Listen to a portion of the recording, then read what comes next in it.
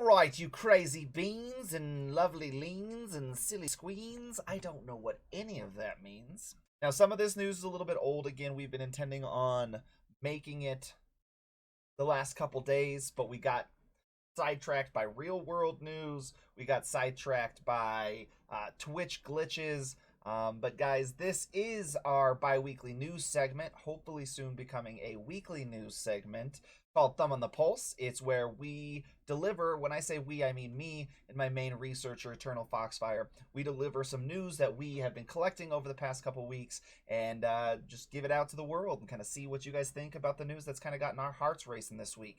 So I hope you guys enjoy it. And yeah, let's get started, shall we?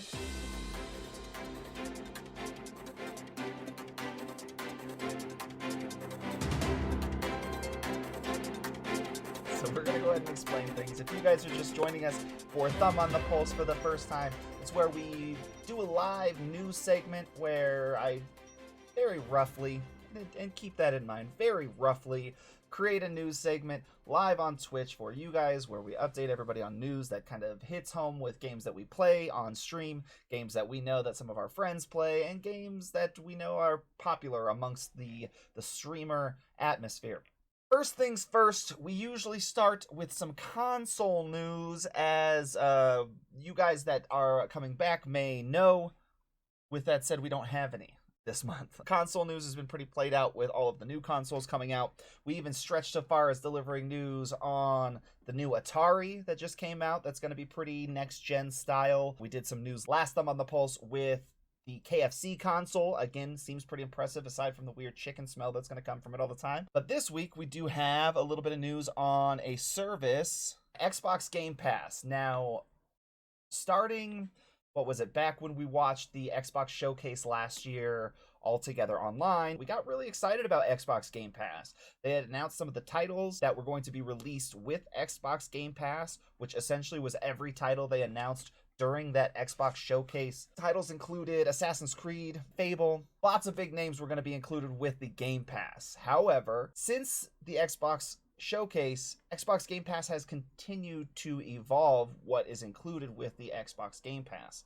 We now have the inclusion of the EA Play monthly subscription that they have. We've got the inclusion now with the report that we're saying today of the Ubisoft version of that, the Uplay. So not only are we going to get all of the Bethesda titles with the Bethesda purchase, not only are we going to get all of the EA games with the EA conjunction that is now Game Pass and EA, but also now we get the Ubisoft subscription to Uplay. Now, Uplay does have a few different tiers of subscription service. Extra content, downloadable content, different games and titles and series are available at the different tiers, so it's still yet to be reported as to what will be included. But yet another huge stride in Xbox, Microsoft, Ubisoft, Bethesda. All of these games are going to be getting so much more appeal, or it's not, that's not the right word I'm trying to go for, so much more exposure, because Ubisoft is now included with EA Play, which is now included with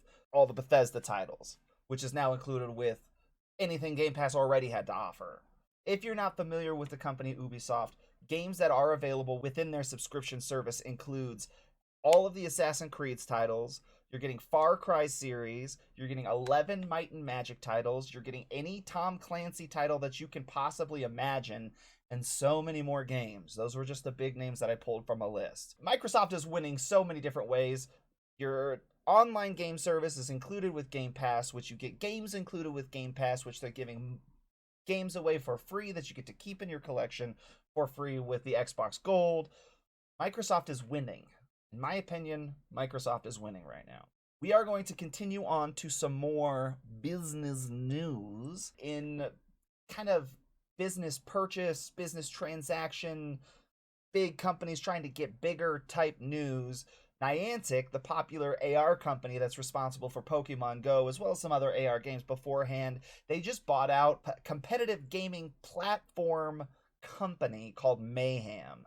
Now, acquiring this smaller software company, they're trying to build like league and tournament organizations, I'd imagine, within Pokemon Go now, because that's kind of what Mayhem is known for. Mayhem's known less for actually developing games than they are for manipulating existing games for a mobile platform, and then not only that, but socializing those games that are already existing multiplayer games that have already proven to be popular as multiplayer games. So a company that's familiar with software manipulation, software design, stuff like that, and very popular for building really positive and really engaging social atmosphere. Niantic is just taking strides to basically recover from what was once a huge jump into gaming, and they've kind of slowed down significantly in the last 6 to 8 months. So this is supposed to be a purchase that will kind of repopularize the game, and at the very least take the existing users and organize them a little bit better so they can enjoy the game. We are continuing in business news and purchase news. Nintendo actually just officially acquired Next Level Games. If the acquisition is approved, which is supposed to go through officially on March 1st, this will become Nintendo's second game development studio in North America. Retro Studios is based in Texas and was purchased by Nintendo back in 2002. Next Level Games is responsible for, I guess most recently and most popularly, Luigi's Mansion 3. They've also made other games for Nintendo, including the newest Punch-Out game, Mario Strikers, and Metroid Prime Federation Force for the 3DS. So they're not unfamiliar with Nintendo contracts and Nintendo games. But I imagine because of the results of Luigi's Mansion 3 and how popular it was and how good it was, and their work that they also did on Luigi's Mansion 2, this just kind of solidified their partnership with Nintendo. And again, as of March 1st is when it's all supposed to be said and done. Fun, adorable, impressive news in the Nintendo world, though. I'm not sure if you guys are all aware, but there are competitions amongst, I would say, like engineers, hardware designers, things like that, to try to make Nintendo consoles specifically as tiny as possible. And well, guys, there's a new Nintendo 64 record. This here is officially the tiniest Nintendo 64 that exists on the face of the planet. Information on how tiny this little tiny Nintendo 64 will be linked down below. The record for the world's smallest Nintendo 64 has been broken by one modder who has just perfected this mod with his creation, making the Nintendo 64 mod smaller than the original Nintendo 64 controller. There is video on how he shrunk the motherboard by snipping off some pieces that were unnecessary. He goes into a lot of detail about his wire organization and soldering techniques and things like that. I didn't get too far into it because honestly, I just want one. I just want one. That's all I wanted to know, is where I can get one. And I still haven't found that out. So if you guys please comment down below on where I can buy one. I want one right now. Please and thank you. Even more Nintendo news. We're just going to keep going with Nintendo. There was an interview by director Yumi Toto. Said HAL Laboratory is currently working very diligently on plans for 2021 in order to bring so much Kirby content to us. Specifically, merchandise, books, events for fans throughout the year, even Kirby games. The mainline title might be an inspiration. We might get some experimental spin-off titles or something along those lines that's been pretty popular with the Kirby title up until this point. There seems to be a new Kirby title every single year, regardless of whether it's in the same lore or stretching out to try to create something new. Another possibility for 2021 Kirby game is a remastered version of the classic Kirby game. So many options available for this year and for Kirby, especially with the enthusiastic interview that we got most recently. So another fun little tidbit that we might be able to look forward to in 2021. Taking a sharp left, talk about business news, talk about more disappointment, talk about more sadness. Halo Infinite seems to be, in my opinion, in the opinion of my researcher, and we'll just say the thumbspazm channel as a whole, Halo Infinite seems to be going the route of Cyberpunk 2077. In an interview recently, the head of the studio was quoted saying, "I realize the wait has been difficult, and I assure you that the team wants the game in your hands as soon as possible. But they also want to deliver you something special. The Halo game you deserve." I don't know why. This is giving me serious Cyberpunk 2077 vibes. I hate to bring that up too much, but y'all, I called that from about a mile away. I knew something felt off about that game. I knew it was one that I wasn't going to want to dive into. I knew it was going to... there was some weird vibes around that game, man, and the the more that we push Halo Infinite back, the more we hear about the different people that they're trying to bring on, and the staff changes that they're making, and the direction of the game changes that they're making, and these half-hearted apologies, and yet, like, votes of reassurance for the team. It's all too familiar. Just gonna keep in that vein, since we are referencing Cyberpunk 2077, and we gotta go. I mean, we can't go 2 weeks without talking about this game. At least the mods can get it to work. There have been moderators out in the universe and in the internet sphere that have been coming up with modifications for the game. These modifications seem to be fixing some of the most common issues. Moderations include things like third-person view to character models and reshaders, some improvement mods as well for the engine of the game itself, better vehicle handling. We've gotten some modifications that have included field of view sliders, as well as ways to change your keyboard buttons and to back up your save games, since there was big issues with the save games recently. The company is trying to give out free downloadable content in 2021, as the game still needs a lot of bug fixing, a lot of patching, and a lot of issues need to be addressed. The company, Cyberpunk, is owned by Project CD Red. That company officially has been sued now. They've officially been sued by one of their investors because of the botched launch and all of the money that investors have lost. We've estimated anywhere between, I've seen reports of 20-25% losses to 40-50 to 60% losses. I try not to take too much heat in those higher ones, just because higher numbers get, more clicks, but a lot of investors have lost a lot of money in this game because of launch, regardless of the money they're making now. I mean, and what is that money they're making now when Sony's pulled that game off of its online store? Who knows if Sony's going to even order more in a hard copy once all their hard copies are sold. And according to GameSpot.com, Cyberpunk 2077 has actually lost nearly 80%. They were saying 79% of the player base is gone since launch, at least on PC, on Steam. So who knows the future of this game, guys? I see a picture of Animal Crossing, and I think a pleasant story. This is a sad story, guys. This is a story of forgottenness and loneliness and sadness. Animal Crossing has gotten so many updates throughout the year last year, so many monthly updates, so many holiday updates, themes, new items, new activities, new ways to interact with the community and the environment. But one thing that slipped through the cracks, our beloved Isabelle. Isabelle, we forgot your birthday, and I'm so sorry, darling. This is an image that was created by, believe it or not, an Animal Crossing player named Nex. But somebody made this image for Isabelle just because we did forget her birthday, which was supposed to be, well, which is, and we should have all celebrated on December 20th.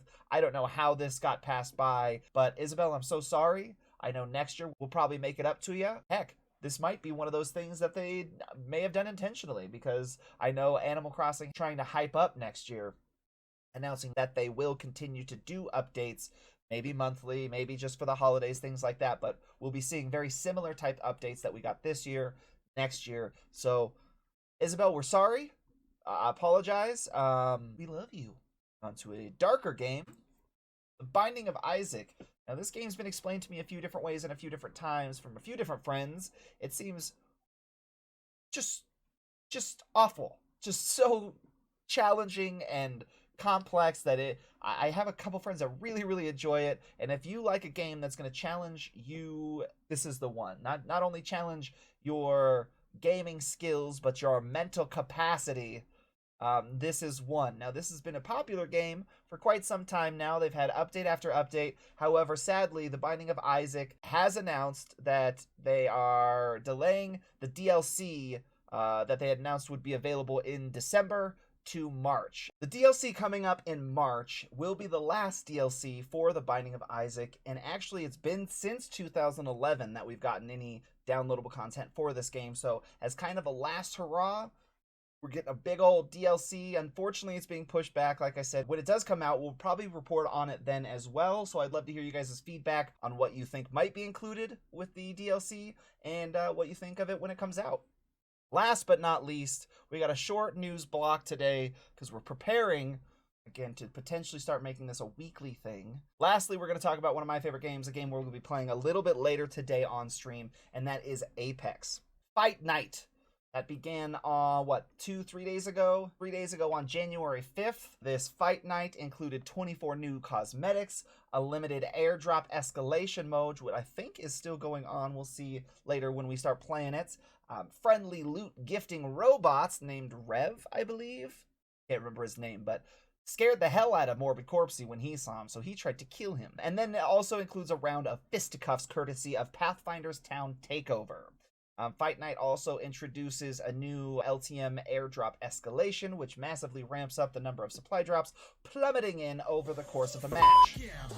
Also fun news for Apex is that it will be definitively coming out for the Switch sometime, what did we say, in February? I think it was February or March. So within months, we'll be seeing Apex on the Switch. We'll report more on that. Also, Season 8 is just around the corner. Season 8 should be starting sometime at the beginning of February. My prediction is that it will be sometime, I'm going to say sometime between the 2nd of February and the 4th of February.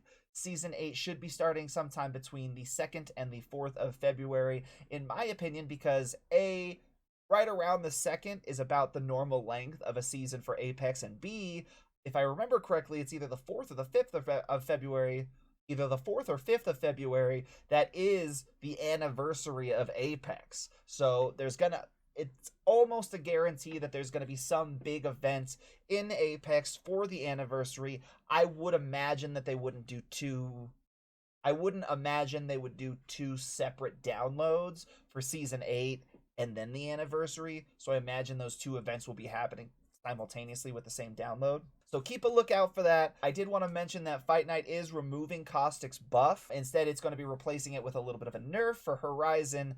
You're going to get a little bit longer of a cooldown on that gravity lift from 16 seconds to 21 seconds. I hope everybody had a fantastic Christmas and a fantastic New Year. I know so far I've been doing a lot of work behind the scenes to make this stream, to make the newscast, Thumb on the Pulse, the D&D episodes, everything a little bit better incrementally and giving us the opportunity to get better and better throughout the year. So I hope you guys are excited about 2021. I know I am, regardless of what's happened already this year. But don't forget to like the video if you liked it.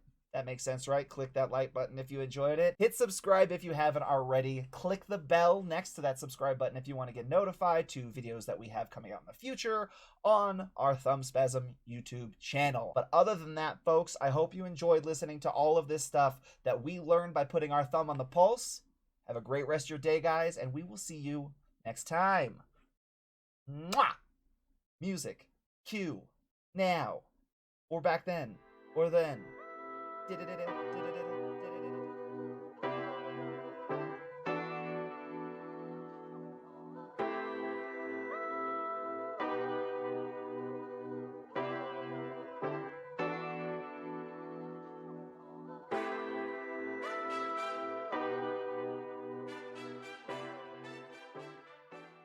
We're just going to shoot the breeze and see if people are going to swing on by. It's been ready for 2 days. Pennies are getting pinched. I need to read the news real quick so I can get my mind out of darkness. Edit it up, chop it up,